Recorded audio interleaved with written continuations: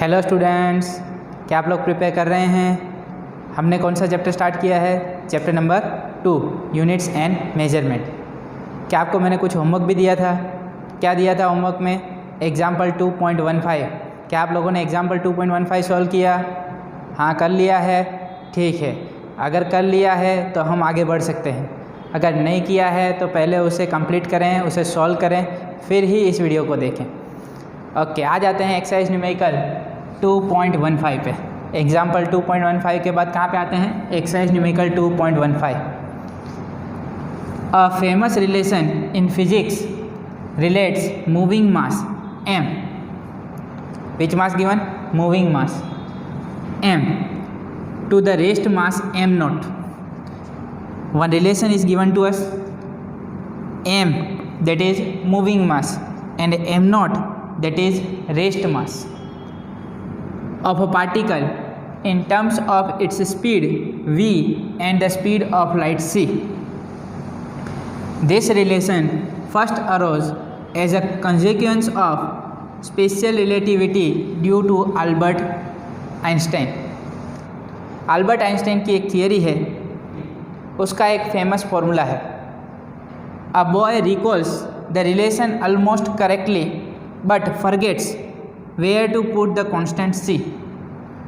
He writes m is equal to m naught upon 1 minus v square raised to 1 by 2. Guess where to put the missing c. बच्चे ने almost correctly equation लिखा है, पर एक चीज़ भूल गया। क्या भूल गया? c। और यहाँ पे c क्या बोला है? Speed of light. c that is speed of light. तो ये स्पीड ऑफ लाइट को इस फॉर्मूला में कहाँ पे रखना है वो हमें डिसाइड करना है। क्या बोल रहे हैं? Guess where to put the missing c. Using dimensional analysis we have to find where can we put missing c. तो m that is mass of particle, that is moving mass. When body is in motion, when particle is in motion, at that time mass that is small m. m naught that is rest mass, m naught that is rest mass. v, what is v? That is speed. v that is speed of particle and c that is speed of light. तो यहाँ पे इस formula में m होना चाहिए, m not होना चाहिए, v होना चाहिए, c होना चाहिए। तो मिस क्या हुआ है? c। और वो c कहाँ पे आना है वो हमें ढूंढना है। चलो, यहाँ पे क्या है? मास। और यहाँ पे भी क्या है? मास। तो मास और मास को इक्वेट किया जा सकता है? तो हाँ, only same kinds of physical quantities can be added, subtracted and equated. That is nothing but principle of homogeneity. According to principle of homogeneity, only same kind of physical quantities can be equated. तो equate करना है तो मास के साथ मास को equate कर सकते हैं, पर यहाँ पे और कुछ भी है। What is this? 1. यहाँ पे है 1 that is constant, dimension less constant. तो डायमेंशन लेस कांस्टेंट में से माइनस क्या किया जाएगा? Dimension less thing. और यहाँ पे v क्या है? स्पीड। और स्पीड का डायमेंशन होता है? तो आप लोग बोलोगे हाँ सर होता है। क्या होता है स्पीड का डायमेंशन? LT-1 होता है क्या नहीं? LT-1, क्योंकि हमें स्पीड का यूनिट मालूम है, क्या है? Metre per second. तो 1 में से स्पीड माइनस कर सकते हैं? नहीं कर सकते। 1 में से कोई स्पीड माइनस कर सकते हैं? नहीं कर सकते। तो अगर यहाँ पे डायमेंशन लेस है तो यहाँ पे भी क्या होना चाहिए? Dimension less. अगर ये टर्म डायमेंशन लेस है तो यहाँ पे भी कौन टर्म कैसी होनी चाहिए? Dimension less. तो बच्चे से जो गलती हुई है वो यहाँ पे हुई। Since quantities of similar nature can only be added और subtracted. Same quantities can be added और सब्ट्रैक्टेड। क्या 1 में से v स्क्वायर माइनस कर सकते हैं? नहीं कर सकते। सो v square can not be subtracted from dimension less constant 1।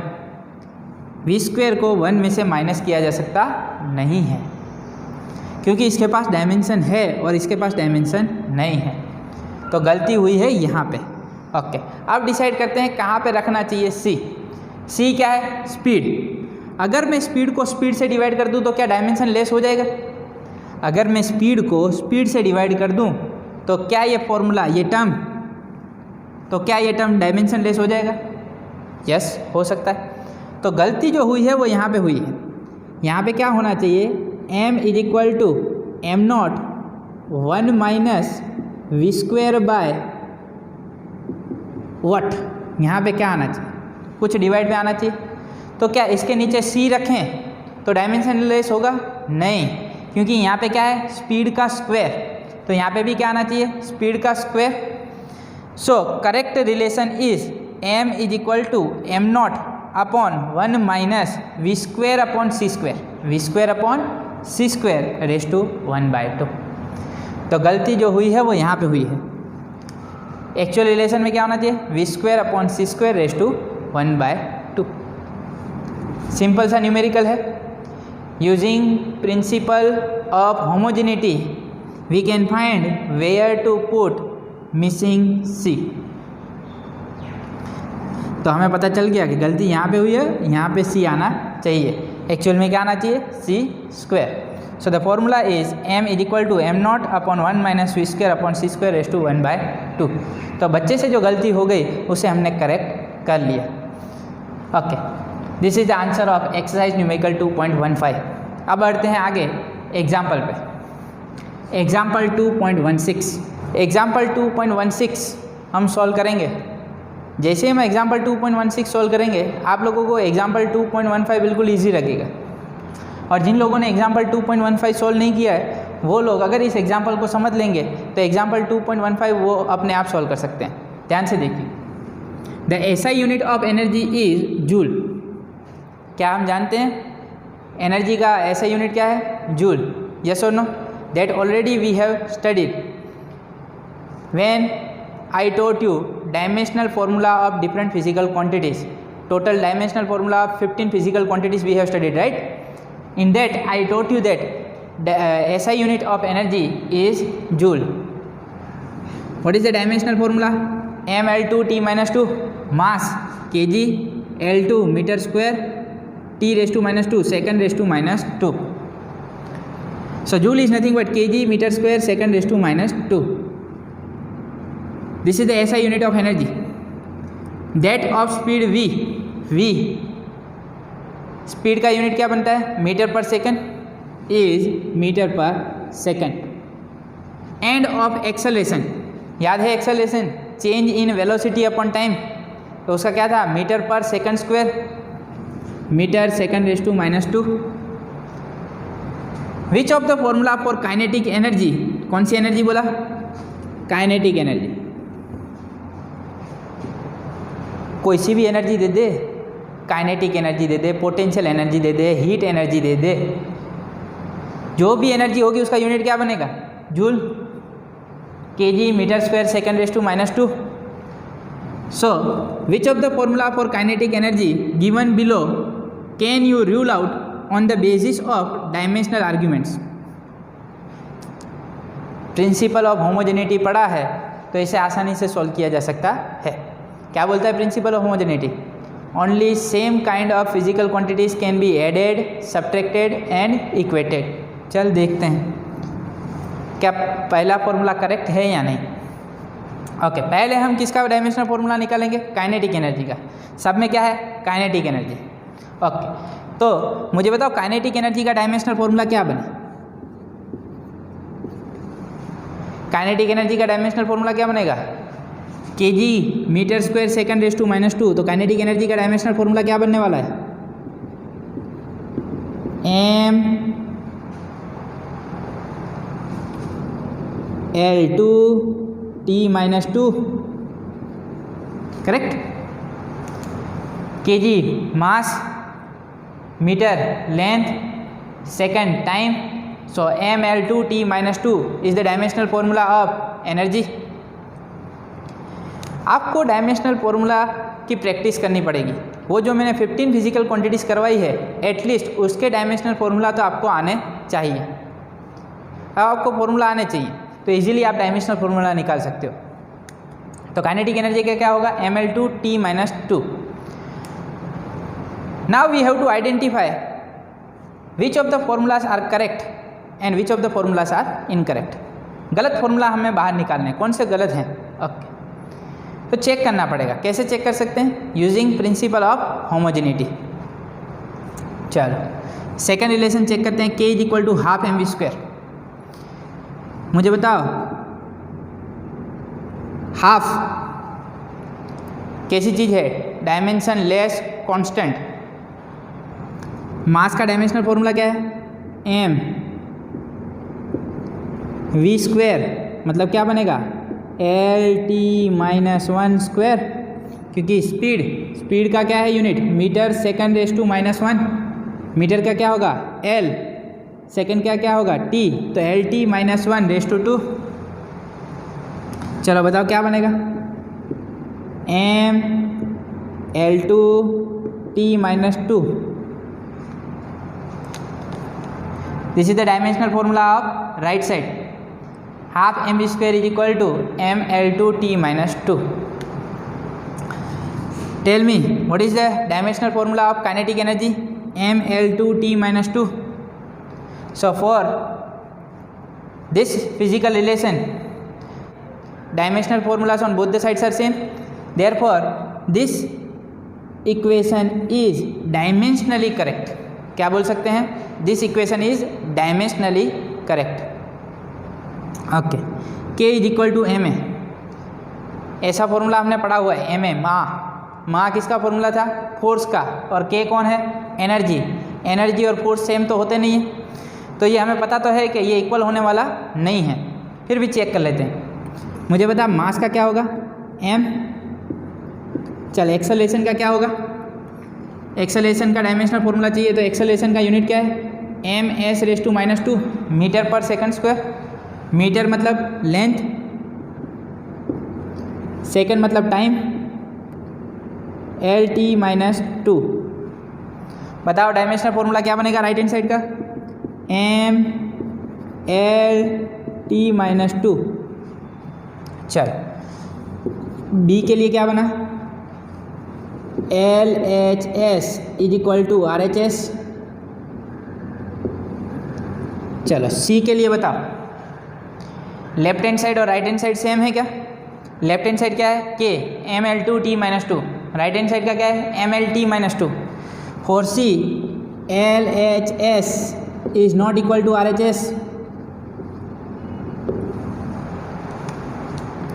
Correct? तो left hand side and right hand side both are having different dimensional formulas. So from principle of homogeneity, these two quantities cannot be equated. Only same kinds of physical quantities can be equated. It means this is incorrect relation. D, k is equal to 3/16 mv square। मुझे बता 3/16 क्या है? 3/16 क्या है? अरे number ही तो है, और नंबर का कोई डायमेंशन होता नहीं है। अगर इसका कोई डायमेंशन नहीं है तो सीधा कहाँ पे आ जाते हैं? मास पे। मास को किससे रिप्रेजेंट करेंगे? Capital M। चल v स्क्वायर, फिर से स्पीड का स्क्वायर। स्पीड का यूनिट क्या है? ms⁻²। तो ये क्या हो जाएगा? L2T-2 स्क्वायर कर दिया, तो L2T-2 बनेगा क्या? mL2T-2। बताओ लेफ्ट हैंड साइड का फॉर्मूला क्या है? mL2T-2। राइट हैंड साइड का क्या है? mL2T-2। Therefore for D also LHS is equal to RHS। D के लिए भी dimensions of left hand side and right hand sides are same, therefore this equation is dimensionally correct। Okay, तो कौन से dimensionally correct हैं? B and D। चलो last बचा k is equal to half M V square plus m है। मुझे बताओ half M V square का डायमेंशनल फॉर्मूला हमने ऑलरेडी निकाल लिया। क्या मिला? mL2T-2 plus ma plus ma का डायमेंशनल फॉर्मूला क्या है? mLT-2। मुझे बताओ क्या इसका डायमेंशनल फॉर्मूला और इसका डायमेंशनल फॉर्मूला सेम है डिफरेंट है? एम एम L2L, बता क्या सेम है डिफरेंट? डिफरेंट। तो क्या दोनों फिजिकल क्वांटिटीज डिफरेंट हैं? mv² and ma both are having different dimensional formulas. Only same kinds of physical quantities can be added, subtracted and equated according to principle of homogeneity. पर यहाँ पे तो dimensional formula अलग है, तो ये relation possible नहीं है। These two relations are dimensionally correct. So A, C and E are ruled out. A, C and E are ruled out on the basis of dimensional arguments. Yes, A, C और E गलत है। Okay, B और D correct तो हैं। कैसे? Dimensionally correct. Physically कौन सा correct है वो हमें मालूम नहीं है। जैसे मैंने आपको थियरी में बताया, अगर कोई फॉर्मूला डायमेंशनली करेक्ट है तो वो फिजिकली करेक्ट होगा, वो ज़रूरी नहीं है। मतलब काइनेटिक एनर्जी का ये रिलेशन भी हो सकता है 12 mv² और ये रिलेशन भी हो सकता है 3/16 mv²। डिफरेंस कहाँ पे है? कांस्टेंट में। And this is the limitation of dimensional analysis. This method does not give any idea about constant. मतलब कांस्टेंट क्या आएगा वो हमें पता चलेगा नहीं। When you will study chapter number 6 work energy and power, in that we will get this relation kinetic energy is equal to 12 mv². so physically this relation is correct, k is equal to 12 mv²। पर वो अभी हमें पता चल सकता नहीं है। जब हम इसकी थियरी पढ़ेंगे तभी हमें पता चलेगा कि ये करेक्ट फॉर्मूला है, k is equal to 12 mv²। ये इनकरेक्ट है, ये सिर्फ डायमेंशनली करेक्ट है, फिजिकली करेक्ट नहीं है।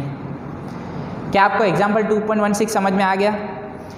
अगर आपको ऐसे एग्जाम्पल सोल्व करने हैं तो आपको क्या आना चाहिए? Principal of homogeneity. अगर प्रिंसिपल ऑफ होमोजेनिटी आता है तो हम ऐसे एग्जाम्पल सोल्व कर सकते हैं।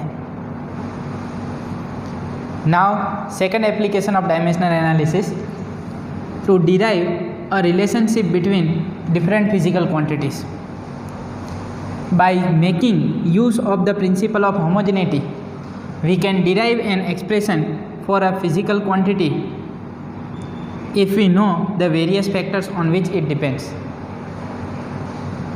By making use of homogeneity of dimensions, we can derive an expression for a physical quantity if we know the various factors on which it depends. If we want to obtain new physical relationship and if we know that physical quantity depends on which factors, then we can obtain new relationship between different physical quantities. We can derive a relationship between different physical quantities.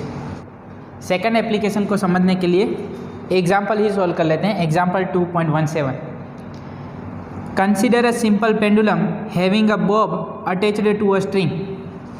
Consider a simple pendulum attached to a string of length L that oscillates under the action of force of gravity. This simple pendulum oscillates under the action of force of gravity. Suppose that the period of oscillation of the simple pendulum depends on its length. क्या बोल रहे हैं? Period of oscillation. Period मतलब क्या? Time period. Time period of oscillation depends on its length. किस पे depend कर रहा है? लेंथ पे। ये हमने सपोज किया है। मास ऑफ द बॉल किस पे डिपेंड करे? Mass of the ball and acceleration due to gravity g. हमको जो जो चीज़ें दिखाई दे रही हैं उस पर हमने सपोज कर लिया कि टाइम पीरियड लेंथ पे डिपेंड कर सकता है, मास पे डिपेंड कर सकता है और एक्सेलेरेशन ड्यू टू ग्रेविटी पे डिपेंड कर सकता है। यहाँ पे सिंपल पेंडुलम में हमें दिख रहा है बॉब, तो उसका कुछ मास है। क्या मास है? m। स्ट्रिंग है, उसकी लेंथ क्या है? l। उसके ऊपर ग्रेविटी फोर्स लग रहा है तो उसकी और वो ऑसिलेट कर रहा है due to force of gravity. This pendulum is oscillating. So suppose this time period depends on length, mass and acceleration due to gravity. Derive the expression for its time period using method of dimensions. Actually, the formula of time period for simple pendulum is t is equal to 2 pi under root L by G. Time period का formula क्या है? 2 pi under root L by G. Using the concept of SHM, we can derive this formula t is equal to 2 pi under root L by G. But about SHM, you will study in chapter 14. मतलब chapter 14 में हम SHM के बारे में पढ़ेंगे, simple harmonic motion. तो simple harmonic motion से time period of simple pendulum मिलता है 2 pi under root L by G. ये फॉर्मूला अब हमें डिराइव करना है using the method of dimensions. Dimensions की मेथड से हमें using dimensional analysis we have to obtain this formula. So this is the second application of dimensional analysis to derive a relationship between different physical quantities. Different physical quantities कौन सी? We are going to derive this time period in terms of mass, length and gravitational acceleration. Different physical quantities के term में हमें formula obtain करना है. To derive a relationship between different physical quantities, we are going to obtain relationship between different physical quantities. चलो, किस पे depend करता है टाइम पीरियड? लेंथ पे, मास पे और ग्रेविटेशनल एक्सेलरेशन पे. तो हमने ये माना कि ये तीन चीज़ों पे डिपेंड कर रहा है. So time period depends on mass, length and gravitational acceleration. So I can write T is the function of mass, length and acceleration due to gravity. चलो, वो उसका फंक्शन तो है, पर ये डिपेंड करता है. तो यहाँ पे मास की पावर क्या होनी चाहिए, लेंथ की पावर क्या होनी चाहिए, जी की पावर क्या होनी चाहिए, ये हमें पता होना चाहिए. So time period is proportional to m raise to a, l raise to b, g raise to c. What is a? That is power of m. b that is dimensions of length. c that is dimension of g. A, B and C are nothing but dimensions or exponents, or you can say powers. So T is proportional to m raised to a, l raised to b, g raised to c. यहाँ पे m raised to a कुछ भी हो सकता है. यहाँ पे मान लो कि m raised to 3 है, तो time period is proportional to m cube. l raised to 2 आता है, तो time period is proportional to l square. g raise to क्या आता है 1, तो लिख सकते हैं time period is proportional to g. मान लो कि यहाँ पे time period is proportional to g raise to 1/2 है, तो क्या बोल सकते हैं time period is proportional to root g. Okay, therefore t is equal to k m raise to a, l raise to b, g raise to c. Whenever we remove proportionality sign, at that time we have to multiply some constant.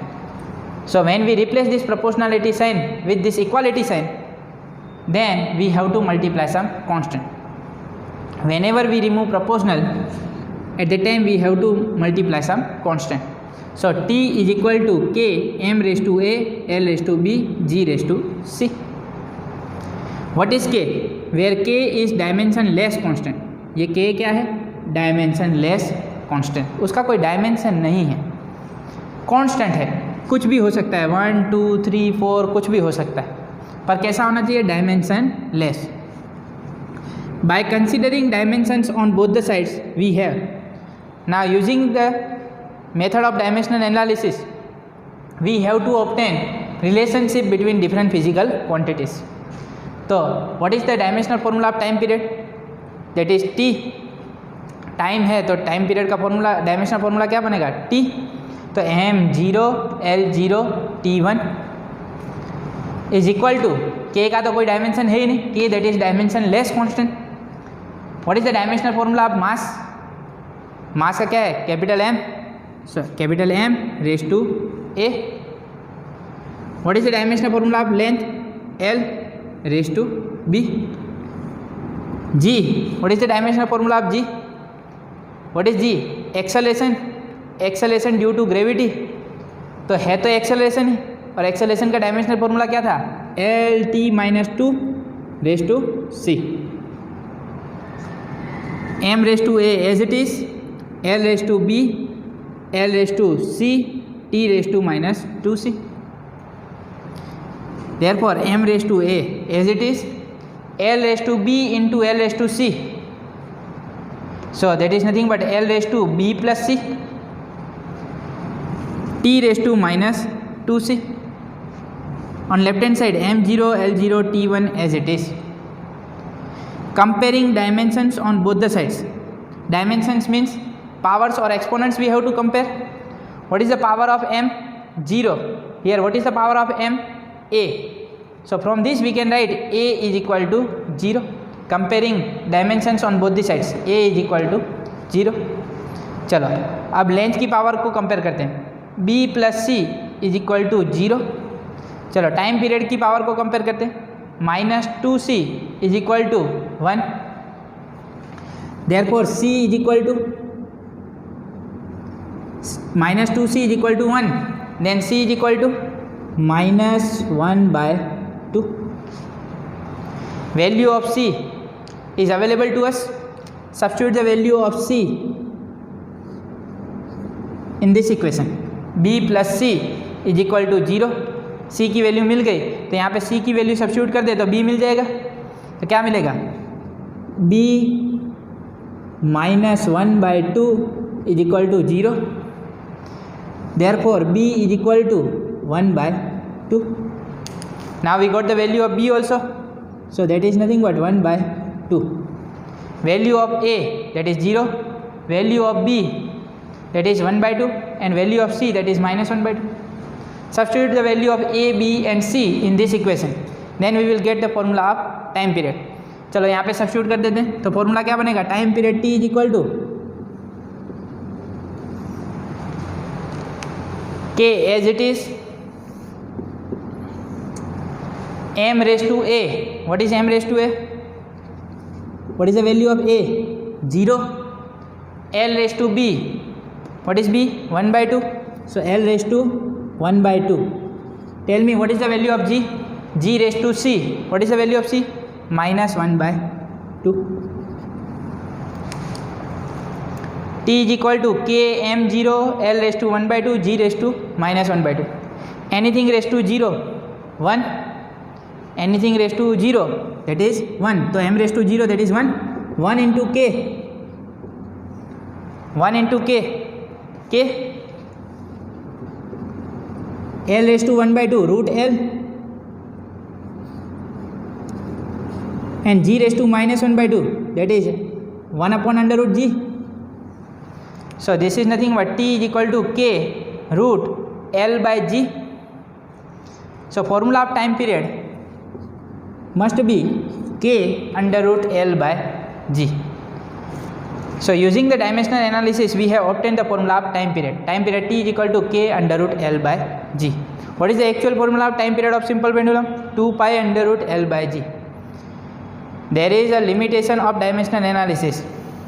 That is, this method does not give any idea about constant. What is k? That is dimensionless constant. So value of k that is 2 pi. Value of k that is 2 pi. So actual formula of time period that is t is equal to 2 pi under root L by g. But using dimensional analysis we will get t is equal to k under root L by g. We will not get the value of constant. This is the limitation of dimensional analysis. Constant के बारे में कोई जानकारी मिलने वाली नहीं है. अगर आपको एक्चुअल फॉर्मूला चाहिए तो आपको SHM पढ़ना पड़ेगा, simple harmonic motion, and that we will study in chapter number 14. तो t is equal to 2 pi under root L by g, that is the actual formula. But we don't have to worry about SHM. Using the dimensional analysis we have to obtain the formula of time period. Then using dimensional analysis formula of time period that is k under root L by g. So this is the second application of dimensional analysis. Now I am giving you one example in homework.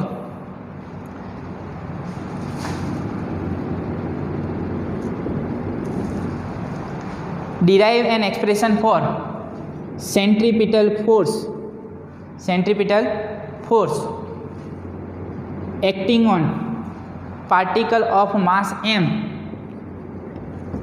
moving with velocity v in circle of radius r.